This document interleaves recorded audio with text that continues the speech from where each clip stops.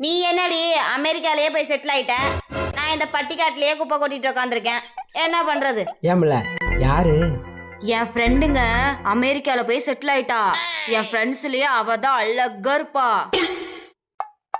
Phone நம்பரை வாங்கி correct பண்ற வேண்டியதான். அழகா இருப்பாளாம். ஏங்க நீங்க எப்படி இருக்கீங்கன்னு கேக்குறா. ஹேண்ட்ஸமா இருப்பேன்னு சொல்லு. ஆ? ஹேண்ட்ஸமா இருப்பேன்னு சொல்லுப்ல. ஏன் அவர் ஆன்சர் போட்டுட்டு இருக்கானாடியே?